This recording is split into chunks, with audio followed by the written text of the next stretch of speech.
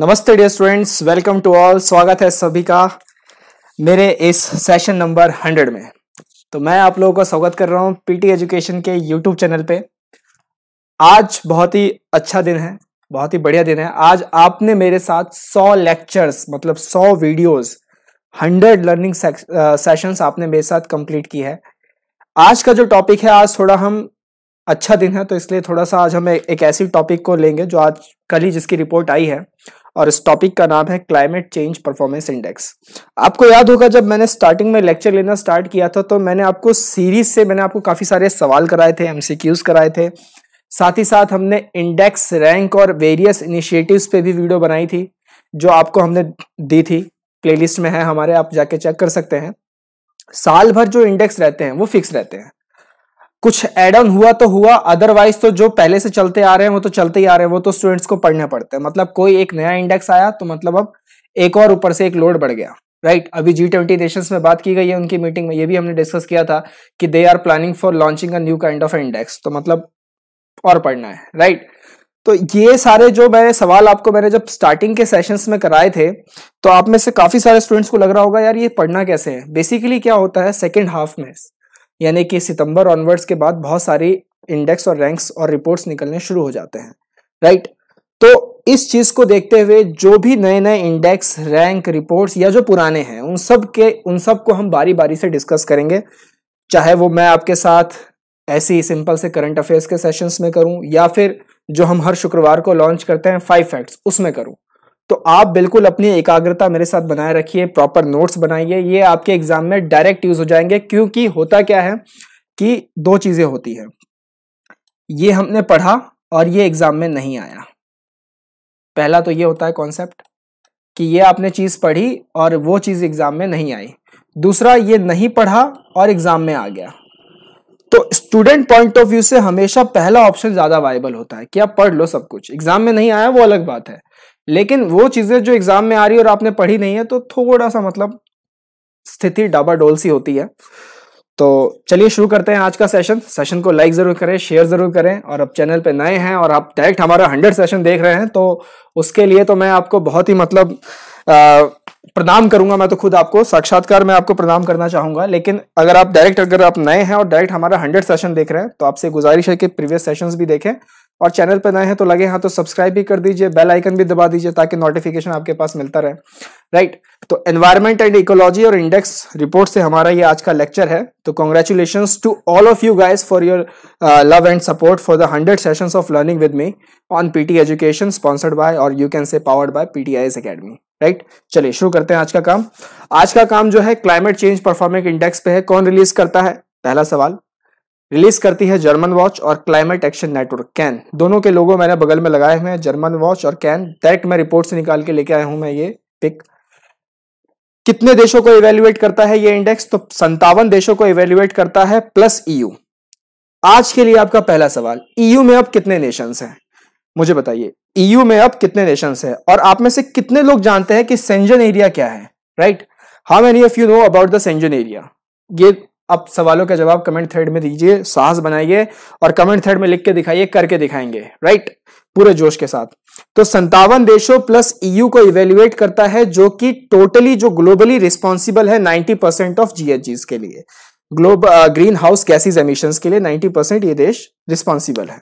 It is also an important tool to enhance transparency in international climate politics. बिल्कुल, अब इस पे बात चल रही है कि अगर हमें GHGs को कम करना है, हमें एमिशंस को कम करना है, हमें कार्बन की स्टॉकिंग करनी है, कार्बन क्रेडिटिंग करनी है, तो इन सब के लिए वेरियस देश सब आपस में मिलते हैं, सबको मालूम है, मीट होता है। जिससे पहले अमेरिका जो मिस्टर ट्रम्प के अंदर जो एडमिनिस्ट्रेशन था उन्होंने साफ नकार दिया कि हम इससे मतलब कोई भी वास्ता नहीं रखते, हम इससे इत्तेफाक नहीं रखते। जो पेरिस एग्रीमेंट हुआ था तो उन्होंने उसको विड्रॉ कर दिया था। बाद में अभी जो नई गवर्नमेंट आई है, जो बिडेन की जो गवर्नमेंट आ रही है, उन्होंने कहा है कि वो इसके ऊपर ध्यान देंगे, राइट। तो ये पूरा इंटरनेशनल क्लाइमेट पॉलिटिक्स चलता रहता है। क्यों चलता है? बेसिकली क्या होता है कि जो ज्यादा पॉपुलेशन वाले देश होते हैं एक तो, और एक होते हैं जो ज्यादा कंफर्टेबल लाइफ वाले देश होते हैं, जैसे कि अमेरिका की पॉपुलेशन उतनी ज्यादा नहीं है, लेकिन वहां के जो लोग हैं बिल्कुल एक बहुत ही अच्छी और कंफर्टेबल जिंदगी चाहते हैं। तो जितना ज्यादा आप कंफर्ट जोन में आ जाएंगे उतने ज्यादा ही आप कार्बन एमिशंस, जो कार्बन फुटप्रिंट्स है हमारे सराउंडिंग्स में, उसके लिए रिस्पॉन्सिबल हो जाएंगे। क्योंकि क्या होगा, आप कहीं भी जाएंगे गाड़ी से जाएंगे, आप बिल्कुल मतलब लोवेस्ट टर्म पे आप बसेस वगैरह में भी ट्रैवल करना से कतराएंगे, आप सीधा एरोप्लेन से जाएंगे। तो ये सब के सब जो है बेसिकली रिस्पॉन्सिबल हैं कार्बन फुटप्रिंट के लिए ग्लोबली हमारे इस एनवायरनमेंट में। तो उससे रिलेटेड ये थोड़ा बहुत नोकझोंक चलता रहता है। अमेरिका कहता है कि तुम्हारी पॉपुलेशन ज्यादा है, चीन और इंडिया वालों तुम्हारी पॉपुलेशन ज्यादा है, तुम क्यों नहीं कंट्रोल करते? तुम ज्यादा लोग हो, तुम ज्यादा कार्बन एमिशंस कर रहे हो, यानी ग्रीन हाउस गैसेज एमिशंस के लिए रिस्पॉन्सिबल हो। इंडिया चाइना इस चीज का बचाव करते हुए कहते हैं कि आपके लोग ज्यादा कंफर्टेबल है, आप लोग रईस लोग हो, अमीर लोग हो। तो चलता रहता है ये। तो this is called international climate politics, जिसपे बिल गेट्स का भी एक थोड़ा बहुत स्टेटमेंट आया था। बहुत ही मतलब दुखद होकर उन्होंने कहा कि अगर ऐसा ही सिस्टम चलता रहा, ऐसी ही पॉलिटिक्स अगर चलती रही, तो फिर इसकी फंडिंग करना और इसको आगे इस पे काम करना बहुत ही मुश्किल होता चला जाएगा। बिल गेट्स के ऐसे शब्द थे। तो ये एक इंपॉर्टेंट टूल है कि ट्रांसपेरेंसी बनी रहे, इंटरनेशनल क्लाइमेट पॉलिटिक्स ना हो, and also give a clear picture of comparison of climate protection efforts among the nation. जैसे इंडिया ने बहुत अच्छा किया, अब इस इंडेक्स में इंडिया बहुत अच्छे मतलब पोजीशन पे रहा है, हालांकि पिछले साल से गिर गई है एक रैंक और, लेकिन we are among the top 10 nations, तो हम टॉप 10 में तो हैं। अब ये रहा बगल में, आप देखिए लेफ्ट हैंड साइड पे आपके चार्ट दिख रहा होगा, climate change performance index rating. सबसे दुखद बात इस साल की रिपोर्ट की ये रही कि पिछले साल की तरह ही टॉप 3 पोजीशन पे कोई नहीं आ पाया। 1 2 3 की पोजीशन खाली है। 4th नंबर से स्वीडन स्टार्ट होता है। 5th नंबर, ये जो आप ऊपर एरो देख रहे हैं, दिस इज कॉल्ड कि यूके की रैंकिंग सुधरी है। स्कोर कितना है? 69.66%। इंडिया देखिए कहाँ है, इंडिया ये रहा 10 पे। रैंकिंग गिर गई है, मैंने बताया था पिछले साल 9 रैंक थी, इस बार 10 रैंक आई है, 63.98 है। ध्यान रखिएगा, कई बार कुछ सवालों में जो एग्जामिनर्स होते हैं वो बड़ी चालाकी करते हैं, ऐसा देखा भी गया है। हालांकि स्टेट सिविल सर्विसेज के जो एग्जामिनर्स होते हैं वो बहुत चालाकी करते हैं। वो क्या करते हैं, वो रैंक वैंक कुछ नहीं पूछते, स्कोर ही पूछ मारते हैं। तो अब रैंक वैंक सब याद कर गया, लेकिन स्कोर आ गया। अब स्कोर में आपको कुछ भी आइडिया नहीं कि अरे 60 था कि 65 था, और ऑप्शंस भी क्लोज होते हैं, राइट। तो ध्यान रखिएगा, स्कोर भी एक इंपॉर्टेंट पैरामीटर है। अब आप यहाँ पे देख रहे हैं कि 4 अलग अलग रंग है यहाँ पर, ब्लू रंग है, ग्रीन रंग है, वायलेट है और फिर ऑरेंज टाइप है। तो ये 4 रंग है। क्या है ये 4? Basically this index covers 4 categories. जैसे इंडिया का जैसे सबसे अच्छा परफॉर्मेंस किस कैटेगरी में रहा? जीएचजी एमिशंस 40% उसके लिए वो होता है। रिन्यूएबल एनर्जी में आप देख ही रहे हैं कि थोड़ा सा लो परफॉर्मेंस है, 20%। एनर्जी यूज में भी ठीक ठाक है, 20%। And climate policy 20%, right. तो ये 4 कैटेगरीज ये इंडेक्स जो है कवर अप करता है। अब as per this new index जो रिलीज हुई है, न्यू इंडेक्स से ये मतलब है कि 2020 की जो इंडेक्स है, 2019 में तो रैंक हमारी 9 थी, इस बार हम टॉप 10 में है, मतलब 10th रैंक पे है, which is a good sign. But none of the countries are on their part to meet their Paris agreement. तो पेरिस एग्रीमेंट में जो वादा किया गया था कि कोई भी देश उसके लिए रिस्पॉन्सिबल नहीं है, उसका इंडिकेशन क्या है? उसका इंडिकेशन है पहले 3 प्लेस, वो बिल्कुल खाली है, राइट। साथ ही साथ no country was rated very high in GHG emissions category. लगे हाथ आपको जीएचजी एमिशंस कैटेगरी भी मैं दिखा देता हूं। ये तो ओवरऑल है। ये जीएचजी एमिशंस कैटेगरी में देखिए कि कोई भी मतलब वेरी हाई की कैटेगरी में कोई भी नहीं है। देख रहे हैं आप यहाँ पर, ये रंग आपको यहाँ पे कहीं नहीं दिखाई दे रहा। हाई कैटेगरी में है लेकिन वेरी हाई कैटेगरी में कोई भी नहीं है। तो ये ग्राफ से मतलब ये है। अब इनके जो 4 पैरामीटर्स हैं, 4 जो कैटेगरीज है, कौन कौन सी? GHG emissions, renewable energy, energy use और क्लाइमेट पॉलिसी। तो उसके ऊपर एक ये बहुत ही ब्यूटीफुल चार्ट है, उनको इन्होंने बेसिकली बाइफरकेट किया है। जैसे मैं बता दूं, जीएचजी एमिशंस को 10 के 4 हमने सेक्शंस में बांट लिया। कौन कौन से?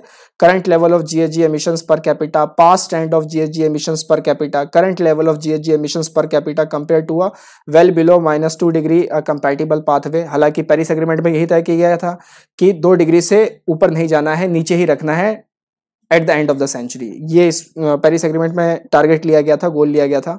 10% किसके लिए है? GHG emission reduction 2030 target compare to a well below 2 degree celsius compatible pathway. तो इस तरीके से इन्होंने काफी मतलब टेक्निकल चीजें हैं, उतना हमारे काम का नहीं है। तो मैं बस खाली एक रिपोर्ट से निकाल के लेके आया हूं आपके लिए कि थोड़ी सी अलग एक्सटर्नल इनपुट्स आपको मिल जाए, राइट।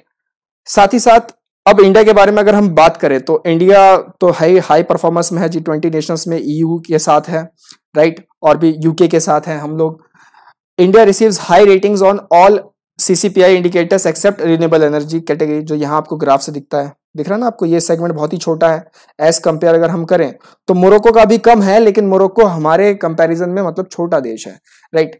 तो हम थोड़ा रिन्यूएबल एनर्जी में एक्सपेक्ट कर रहे हैं कि इसमें थोड़ा सा एक रूम है हमारे पास इम्प्रूवमेंट के लिए, जिसे इम्प्रूव किया जा सकता है रिन्यूएबल एनर्जी सेक्टर को।